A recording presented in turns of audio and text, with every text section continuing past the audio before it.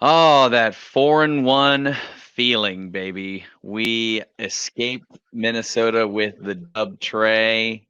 Victory Monday. It's the best. I mean, is there a better feeling?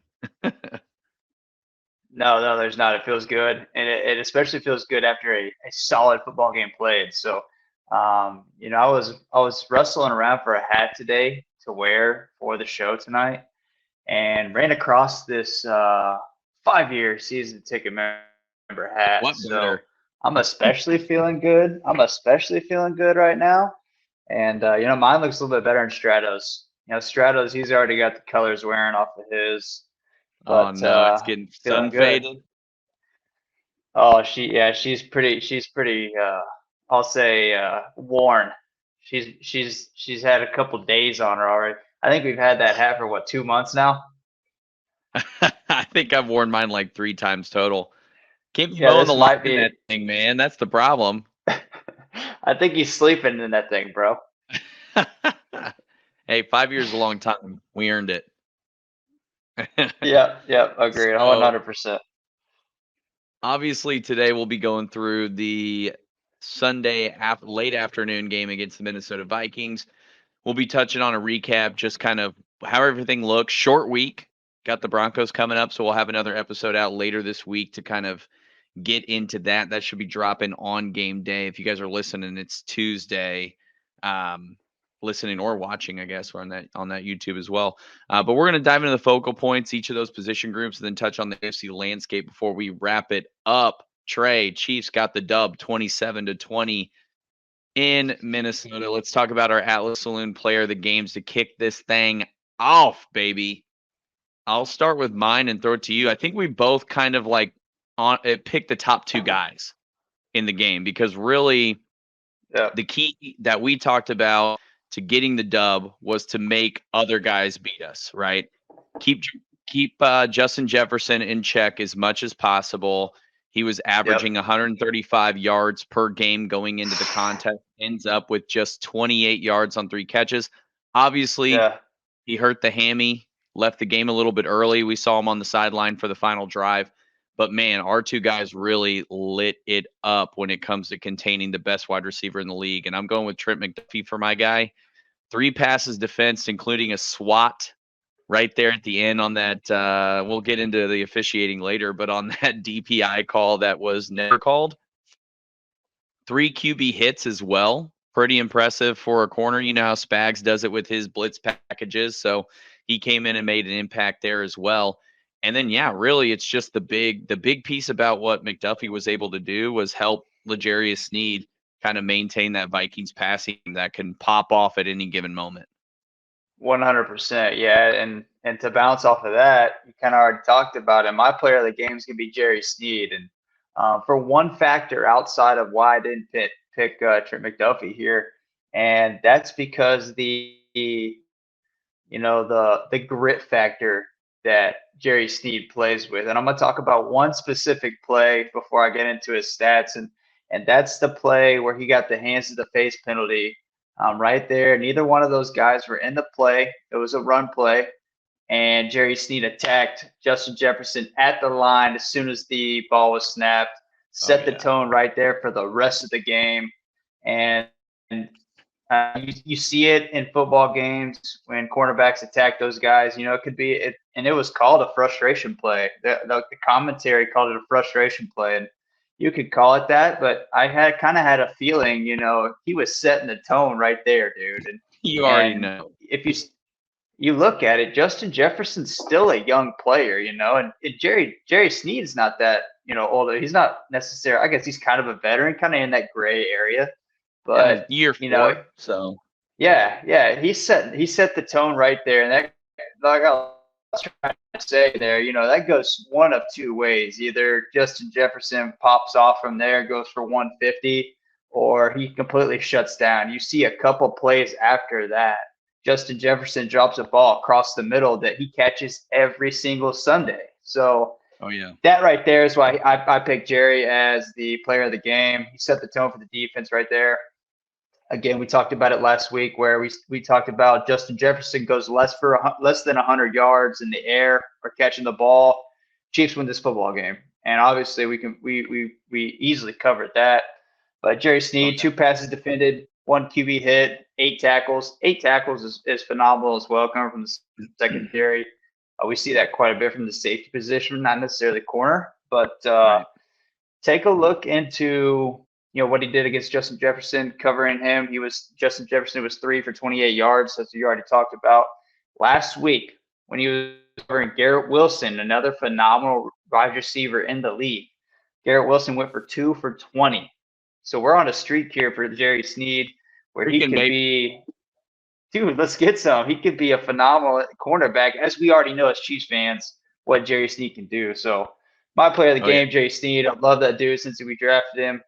He's a baller. He plays hard, and I love that about him. And it's gonna be a good rest of the year for him, man. 100%. And just to highlight too, I mean, these two guys couldn't have done it without the solid safety play that we had on the back end, right? Justin Reed's been playing really well. Mike Edwards, our offseason pickup from Tampa, almost had that pick late in the game and was playing Yep. some solid D on the back end as Look, well. And then you got to give it up look, for Brian Cook too. So yeah, yeah, yeah. Mike Williams, back there looking like Ed Reed on that play, man, coming over the top. I was like, came holy up shit, high to here we get that go. bad boy. Came up high to get Yep, that bad boy. yep. It's been awesome. Yeah, it It's was been cool. awesome seeing this defense come together, man. Yeah, it So really has, and very overshadowed the last couple of years of Pat Mahomes, right? Where nobody talks about the defense. It's always been Chris Jones, this player here, Nick Bolton yeah, here. So it's exciting to see him as a whole unit. they're getting their flowers for sure. They're at least from us, they are. Let's move it into the injury report, and this is brought to you by Better Homes and Gardens. Trey, you want to give them a shout out? Absolutely. So, like Dan said, this is brought to you, everybody, by Better Homes and Gardens. So, specifically, my wife, Katie Lawrence, she's premier real estate agent here in the Kansas City area, serves the whole Kansas City area. So, don't be afraid to call her. If you got somewhere down in Overland Park, you got something in Parkville, you got something in Excelsior Springs, you got something on the east side, whatever it may be, she's going to take care of you and wants to make dreams come true for every family in the Kansas City area. So, she can help you sell, buy, build, whatever your dreams may be. She's there to support the people of Kansas City. I know she's great because she's my wife. So make it happen. Katie Lawrence, she's going to take care of you when it comes to buying or selling a house. Dan, take us through the injuries, buddy. Yes, sir. Obviously, the big one. Anyone watching that game had an audible gasp when this guy went down. Travis Kelce, number 87, catches a little screenplay in the flat. Ankle tweaked up a little bit, falls short of what was going to be a very short gain. I mean, he would have had the first down had his ankle not been a little funny on that play.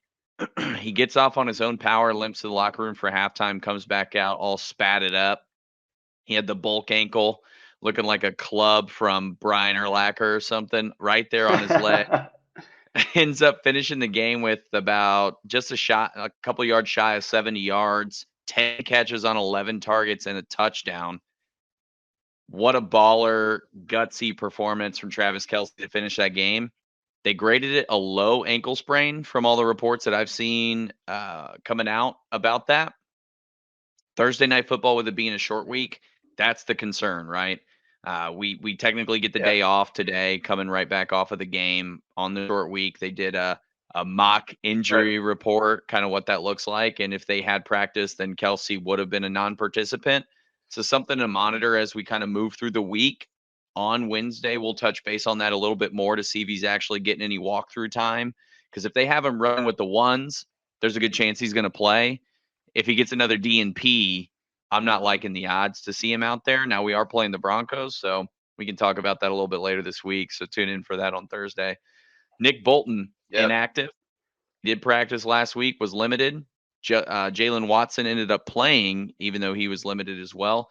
I think they're saving him so that he can gear back up for Thursday Night Football, but ultimately coming out relatively healthy from this game as well. So you just got to be, knocking on wood, counting the lucky stars, whatever phrasing you want to put to it, because the Chiefs have been pretty damn healthy and the Broncos game is going to be the last game without Charles Omenihu as well. So that's something to note, kind of as we gear up for week 6. Oh my God, week 6. Yeah. Can't believe it. Yeah. We're moving too fast. Yeah. So the scary part about Travis's, ankle injury, as viewers watching the game, it was a non-contact injury, right? So he went down weird, and I couldn't tell if it was ankle, knee, what it was until they ran it back, and it was ankle. I was like, thank God, man, because I thought it was going to be a knee, and those non-contact knees, Yeah. they're lights out, man. They're undefeated. So, we got lucky with that one. Travis is lucky with that one as well. But as far as non-participant in practice, I can see him sitting out another day. Dude just turned 34 years old. If he sits out another day, I don't think that's necessarily a go or no go as far as status for Thursday. So I could see him doing a kind of a walkthrough Tuesday, and then suit back up Wednesday, kind of a half-ass practice, jump back in the game Thursday. But again, I mean, you kind of hinted at it there. Do we really need Travis Kelce on Thursday to play the worst team in the AFC? Probably not, but you can't sleep on these AFC division games. And agree there. Yeah, so we'll jump into that on Thursday. But Nick Bolton, need that guy back, man. It's this is the best linebacking core in the NFL. So with the addition to Nick Bolton, we want him back. But man, they've held strong without him, bro. Held strong without him. So Drew Tranquill's been more than suitable. More than a suitable replacement for him. Yeah. So I mean, I'm all right with Nick Bolton sitting out again until we absolutely need Nick Bolton. I want him to be 100% so we can see how lightning speeds on that sideline. You know what I mean? So, we're looking good from an injury report standpoint, and we got to keep that rolling, man. Like I said last week, consistency is so important when it comes to injuries. Oh, 100%. And big talking point was that injury took place in a turf field. That's always a hot button issue when it comes to NFL injuries and what that whole situation entails. The rumblings on Twitter are that the Swifties are getting behind the all grass movement. So if you subscribe to those theories about the NFL, then we're in a good place. We're in a good place to get all grass field. That's funny, man. That's funny. Yeah, there's some movement there. That's some weight behind that. Let me tell you, bud. They come in masses. Ask Travis Kelce. He's had about 1 million of them follow him on IG. So we'll get into the game highlights. Plenty to go over there for sure. Patrick Mahomes, youngest quarterback to beat all 31 NFL teams, excluding the one that he's played for exclusively. That's an impressive feat. Only QB to do it before 30 even, and he just turned 28 a couple weeks ago. Pretty impressive. Pretty impressive. Obviously, we know how great the guy is. He didn't get to play against Minnesota the first time they came out to Arrowhead, unfortunately, and so this was the last one to kind of check off the list. Yeah, I mean, I feel like, obviously I hope we're never in this position, but we were just talking about Tom Brady beating all 32 NFL teams just a couple of years ago, which is a crazy thought, right? And obviously he played New England forever, and like I said, I don't ever want to see that scenario where we have to play Patrick Mahomes as Chiefs fans. But I mean, it's just like snap your finger and this dude's, beating everybody in the league already, which is just nuts, man. It's impressive. It's just really kind of another notch on the belt for him. He's done so much stuff in the NFL already. And to think he just turned 28. I mean, we're the same age. I'm in my basement recording a podcast, and this dude's living in a multi-million-dollar mansion somewhere, slinging footballs for the Chiefs, right? With a custom 40-yard field with his own personal logo, like Prince, in the middle of it. I mean, yeah. The dude is an all-star for sure. Yes, he is, and humble as can be, man. And we're lucky to have him. That's for sure. Absolutely, very lucky. We talked about it when we were talking about Snead and McDuffie, but Justin Jefferson, best receiver in the league, 6 targets, 3 catches for 28 yards. Jordan Addison had a decent game. TJ Hawkinson definitely getting frustrated at times out there by our defense, which was pretty awesome to see. He is one of the better tight ends in the league as well. Yep. But Justin Jefferson, man, what a performance by that defense. Just to highlight that again, just incredible to be able to do that. I mean, the guy was pacing for like over 2,000 yards this season. Uh, his production through 4 games, and we limited him to less than 30. Pretty impressive. Yep. It really is, man. I mean, 135 is flat out impressive to do that, and to average that even through 5 weeks, man. I mean, that is impressive. What a stud. But yeah, I mean, you said it already. Shout out to that defense, man. That's a that's a whole unit. It takes a whole unit to make something like that happen. Oh It yeah. starts up front, and Chris Jones, 4 straight games of sacks. Obviously, he didn't play week 1, and just a beast, man. He came out fresh out of the off season, straight on the deal, and he came out ready to rock and roll. And he leads the front up there, obviously, and it's needed. You got to have that. You got to have that guy in the center, man. I fully believe that. It's been a hot topic to have a guy on the edge coming hot off the edge, but the guy up in the center clogging things up and moving bodies. Yeah, Chris Jones, very impressive. I want to talk about Chris Jones's little dance after that sack. Did you get a chance did you catch that at all? No, One I of must these have missed that. one of these little numbers, one of those.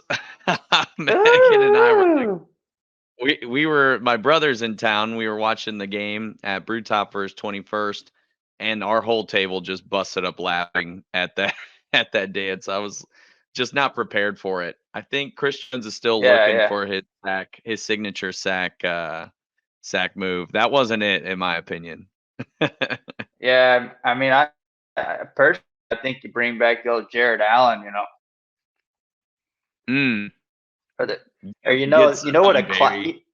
dude, you know what a classic was back in the day is a Sean Merriman, the light switch, bro. Oh, That lights was out. sick. Bow, bow, bow, bow. Yeah, Lights out. yeah, that was sick, man. I'd love to see someone bring that back.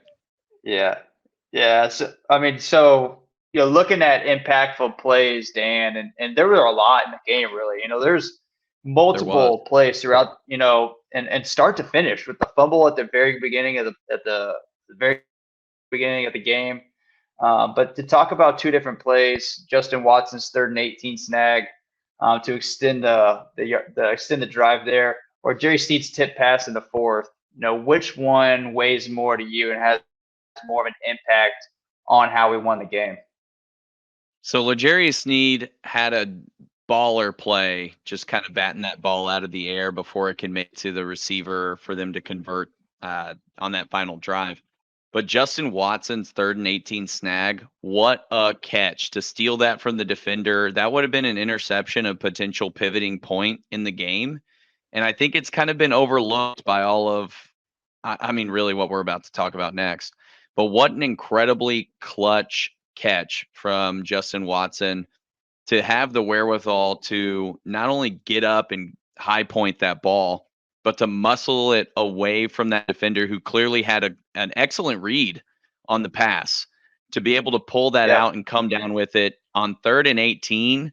Oh my goodness gracious. That's what Chiefs wet dream scenarios are made of. It's just like anytime that we get into these situations, third and whatever, we get to a point where, I mean, you just know going into it, anything can happen with Mahomes at the helm. And it doesn't Yep, matter who yep. they're throwing the ball to. Justin Watson has been super clutch on deep passes downfield this season and last season. But I mean, what a play. What a play for Justin Watson to track that ball and snag it from the Yeah. defender. That's, in my opinion, was the most impactful play of the game. Yeah, so to elaborate on that a little bit, man, a play like that when you're down one score and you're on defense and you feel there's a little bit of hope floating around, like, hey, if we can stop them, Kirk might be able to do this. And when you hit that 3rd and 18, man, like that is just a dagger. Like you're just done after that. You just quit. You know, everybody on the sidelines like, damn, he did it again. You Right. know, what the hell? Why we gotta play as Pat Mahomes guy all the damn time? I saw a quote today, and I can't quote who it was, and I don't even remember the whole quote. I just paraphrasing here. Some random Chiefs player said it, last night or today. How they like to have those 3rd and longs, so that when they convert those 3rd and longs, it just shuts down the defense, and you can Oh just yeah. play on top of that and just keep rolling. Man, you see that so much. And I'll revert back to the Ravens game. We talked about it last week on the show. It was like 4th and 19 or some shit, and Pat launches it to Tyreek Hill back in 2018 and goes for 70 yards. Yeah. Right, that's a killer, bro. That's a killer, and It's a it morale shuts you killer. down. But oh yeah. You mentioned stealing the ball from the defender though, and I gotta touch on this catch that Travis Kelce had over the dude's shoulder. Strongest hands I've seen, bro. Takes it all the way to the ground. I was like, holy cow, man. What a catch. That was awesome to watch, man. That was after the injury. That dude came out hot after the injury, but man, what a catch. So You talk about what kills a drive for a defense. I mean, a catch like that will fuel a drive for an offense. You know what I mean? Like at the same yeah. time, like it's kind of counterintuitive for the defense, unfortunately, catch 22. But man, that catch from Travis Kelce gassed him up for the rest of the game. Oh yeah. Oh yeah, man. Yeah, that was awesome to see. So Dan, you touched on it earlier. You touched on the officiating, and we were going to kind of go back and forth on that. So starting with the defensive pass interference, was it the right call? 100% in my mind, it was the right call. Now, I do have a couple pieces to touch on with that. So, in my mind, the ball wasn't even catchable. Regardless of what contact was made or whatever, it's just not a catchable ball. Now, the refs, they said the pass was deflected at the point at which Kirk Cousins was throwing it, which replay kind of showed that wasn't really the case. Now, I know Trent McDuffie kind of put some pressure on him, got in his face. I don't think there's DPI there at all, right? Ball wasn't catchable. Maybe it was tipped, maybe it wasn't. I couldn't tell in the replay that it was. Yeah. He was physical with him. He had some touch on him, right? But the ball just wasn't even in play. I mean, went out towards the back of the end zone. In my mind, the thing that the additional piece that people are upset about with L'Jarius Sneed taking his helmet off after the play, that 100% should have been called. The ref, Yeah, but I mean, that's separate. That's just right? It's totally separate. separate penalty. They both happen on the same play, so I wanted to address both Yeah, because yeah. he gets upset. He takes his helmet off about the flag that they end up picking up. Now, how bad would that have been if they call that on him? That unsportsmanlike conduct for taking your helmet off for a flag that they were going to pick up anyway. It could have been not necessarily cause us to lose. I don't think if they call that we lose that game because we still would have Yeah. maintained possession of the ball, right? It was 4th down, possession had changed, and we would have just been backed up to whatever half the distance to the end zone, whatever it was. I don't think that penalty would have changed the trajectory of the game, but it should have been called, and it was interesting because you see the ref kind of word it to him like, "Hey, put your helmet back on." And we already have this stigma out there that the refs favor us, which is total BS. Yeah. We got flagged more than 2 times more than what the Vikings did in this game in particular. And there's been a ton of stats coming out now. Like since 2018, we're like the 3rd most penalized team in the NFL. Like you just really can't. It doesn't have any merit. It doesn't hold water when you say the Chiefs get these favorable calls. But that particular scenario is interesting, and I can see how people would be upset about that. Yeah, honestly, I haven't seen the scenario in the rest of the league, this season. So it'd be interesting to see if that was addressed differently from a different player in a different game, whatever the scenario may be. But I think that was pass interference, and I wasn't tracking the tip ball, and so I had a wild day yesterday. So I was being a host, I'm cooking, doing all that good jazz, and I'm trying to chase around kids. Man, I had like 6 kids in my backyard, 7 kids in the backyard. I had the bounce house going. I had Trip sitting on my chest in the baby carriage. I had a lot of shit going on. So I didn't see the tip ball. But to that point, the ball was not catchable. But I do think that route was altered. It held the receiver from being able to catch the ball or make a play on the ball. But I don't think the ball was catchable. So that's my standpoint on that. And as soon as I saw the replay, that was the first thing that came on my mind was that ball is not catchable. That flag has to be picked up. And then the conversation started about maybe it was tipped or maybe it wasn't uncatchable or whatever situation may be. I didn't know that taking your helmet off voluntarily was a penalty until Stratos said something. Yeah. And then I was like, oh shit, yeah, we did just walk away with something there. We got away with that one. But Oh yeah.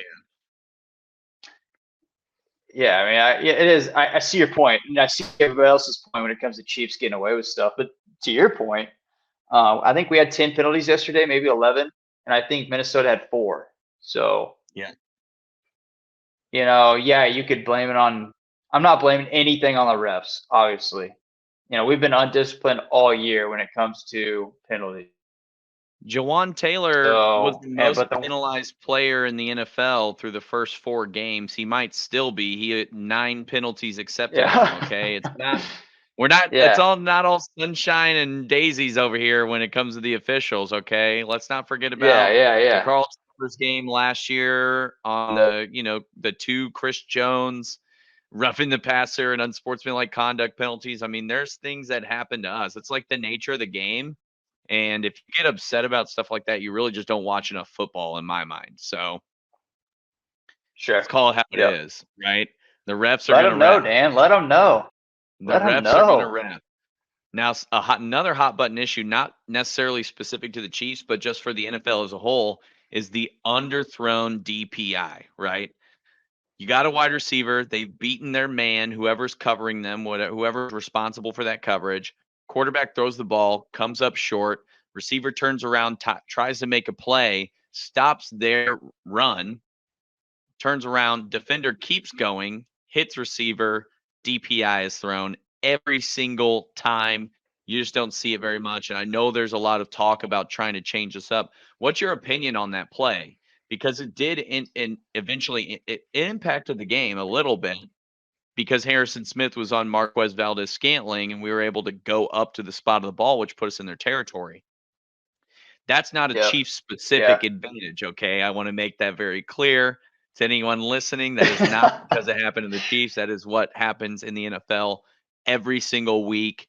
In at least half of the games, you're going to see that. Yeah. So I see this from 2 aspects. One is that offenses are now fabricating routes to take advantage of the rule. So I don't think I can hit the long ball because I got the safety over top, maybe, or whatever scenario. Maybe I'm running out of field in the back of the end zone. So I'm going to throw it short, knowing that corner or that safety or that linebacker is not going to turn around for the ball. My receiver comes back, defensive pass interference. We're moving up, we're moving the chains. So I think that is starting to get exploited more this year. So from the other angle, you have to turn around and play the ball if you're the defender. You can't just attack the receiver. So you have to be able to turn around, play the ball. And we saw it in the Giants game, and I don't know who the player was. He got away with one. I mean, it was flagrant. He didn't even look. He couldn't. He was looking in the stands. The classic And back just like, turned, arms up. yeah. The receiver didn't even have a chance and didn't get called. But so when it comes to that, like you have to make a play on the football. It can't just be staring at the receiver and playing the receiver. So I think you got to make a play on the football. But I think it's starting to get exploited. What is the fix? I don't have an answer to that. I think you got to lean more towards defense is a little bit tougher to play, and playing the ball is a little bit tougher to play. So you got to change the rule maybe towards the defense a little bit. Will that happen? No. It's Goodell. The offense makes the money in the NFL. Goodell's going to do Goodell shit, and he's going to make it lean towards the offense, and we'll continue to see rules favor the offense. And sooner or later, we'll be playing tag football. So that's my Yeah, view. as Keith Hudson, brewmaster at the Atlas says, why don't we just put flags on their hips? Yeah. So let's get into these Yeah. focus groups, man. I'm talking wide receivers tonight. I just want to highlight a couple things about their performance from this game. It's pretty impressive game from them. In my opinion, best game that I've seen from the wide receivers so far. They were very minimal on their drops, 22 targets with 16 receptions. So the vast majority of those 6 targets that they didn't catch were either errors on the quarterback or the defender made a good play on the ball. They were pretty sure-handed, which is something we haven't really seen up to this point. So that gave me a lot of hope and optimism coming out of this game. Rashee Rice, probably his most trusted option, gonna get more snaps as we move through the season. We know what Andy Reid does Oh with these yeah. wide receivers that are rookies, especially. He kind of gears them up. He gets them acclimated in the offense, throws a few more at him, throws a few more schemes at him, a few more routes at him, sees how they handle it. And Rice has been taking it in stride, caught another touchdown in this game, 33 yards, solid. Justin Watson, we talked about him Yep. earlier. Incredible catch, one of the most trusted guys down the field for Patrick Mahomes right now. So I've really loved seeing him. Justin Ross, the other Justin on the team, Justin with a Y, number 8, baby. Mahomes chucked that pass up to him early. He was able to high point that ball. That's something that we have not seen in this offense since Patrick Mahomes has been the quarterback. And I love seeing him, even though he had a limited snap count, didn't really get much of the share on the field. It was great from what we saw from him. He had a drop at one point. I think the only drop of the game that I was able to flag from that from that from the wide receiver group. But Justin Ross looked pretty solid in his limited work, and I'm excited to see him continue to gear up. In my mind, the future for the Kansas City Chiefs at the wide receiver position is the trio of Rice, Ross, and Moore. Now, Rice is definitely Sheesh. going to, in my mind, emerge to be that number one option, with Ross becoming that down the field, high point ball kind of guy. And then Sky Moore being your slot guy, your gadget guy who you're going to be able to dish screens off to and sort of get that short yardage work going, because he also has some pretty sure hands despite what we saw in week 1. And I'm saying that because I really don't like what I've seen from Kadarius Toney so far. He can't stay in the field, can't stay healthy. He had to come off the field and kind of warm up a little bit, get stretched out, get loose, get limber. That's going to be something I think continues to go down with Kadarius Toney. So while I think he has immense talent, immense speed, he just has not been reliable on the field for us to be on the field, not necessarily performing poorly while he's there. Justin Watson is one of those guys that I think we'll be able to keep in as a wide receiver 4 or 5 kind of role. He's been great on special teams, so I think has helped him stay on this roster. And then finally, Marquez Valdez Scantling. I think this is his final year in Kansas City, to tell you the truth. We are in a position where we can cut ties next year, going into the third year of his contract with no dead cap. So unless he takes a significant pay cut, I just don't see him as a long-term core group member for this receiving core. Yeah. I just really like what I've seen from these young guys so far. Sky Moore, say what you want about who we could have drafted after him, whatever the case might be there, or who we passed up before him. But I've liked what I've seen from Sky Moore so far, and I think he's going to continue to evolve and get better at this offense and get more opportunities. We all have to remember there is a Hall of Fame tight end who is the number one option. Okay. These guys are really not going to get the opportunities that they can get long term until Travis Kelce starts to decline or until he leaves the Kansas City Chiefs and rides off in the sunset. So, for the time being, having those 3 guys around him as the stars, I'm fully on board for it. So, best game we've seen from him so far, and I'm really excited to see how the rest of the season turns out with him. Yeah, I think you're right on par with the best game we've seen from the wide receiver core.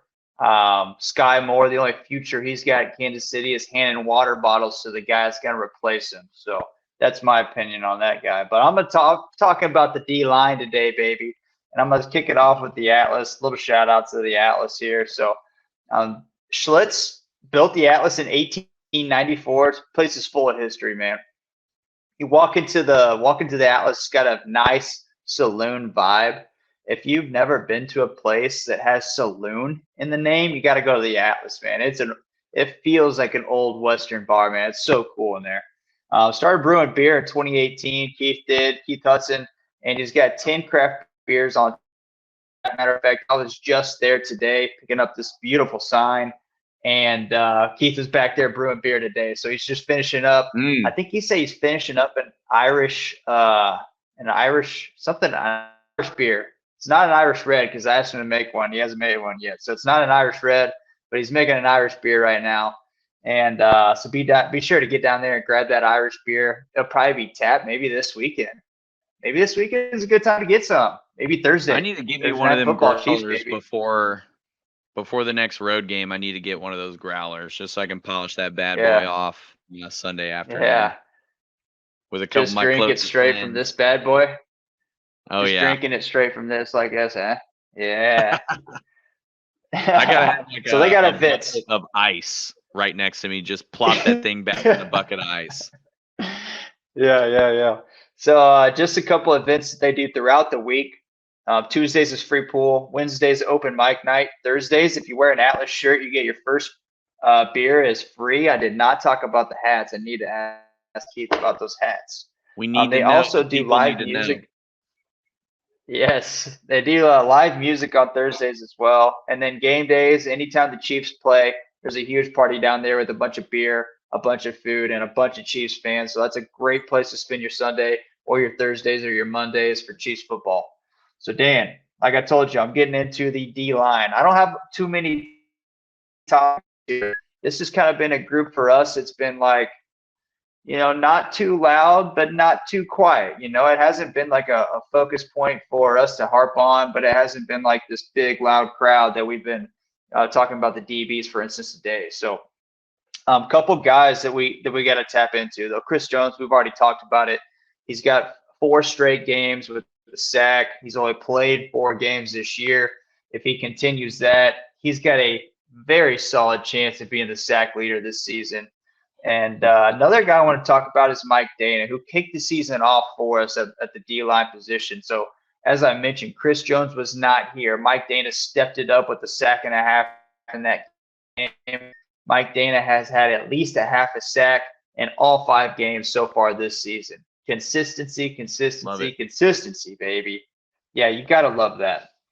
And so you don't want to overlook this D-line with Spags, the way he plays defense. The core of the group starts in the gridiron, baby. It starts up front, and Spags throws a lot of blitz packages.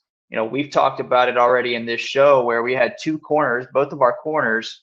One had 3 QB hits and one had 2 QB hits. That's quite a bit, man. That's more than you see in the whole, 3 or 4 games from your whole secondary. So Spags throws a lot of stunts, a lot of different blitz packages at offenses, but it starts up front, man. Those 4 guys, those are guys like Jerry Sneed, guys like Trent McDuff couldn't get it done if those 4 guys up front were getting it done by themselves. So starts up there, and as far as getting those picks, getting those turnovers, getting those pass defense in the secondary, again, starts up front, man. You got to have those guys working up front, getting that pressure, putting things on Kirk Cousins, and making things happen up front. So I'm proud of those guys. I think they had a good game.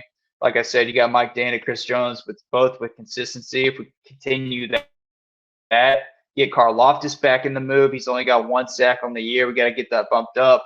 He only had 1 tackle and 1 QB hit in this last game against the Vikings. So, looking for a little more production out of that guy. He was close a couple times. Kirk pulled out a couple times on him, and he couldn't catch up. But Karloff is going to keep going.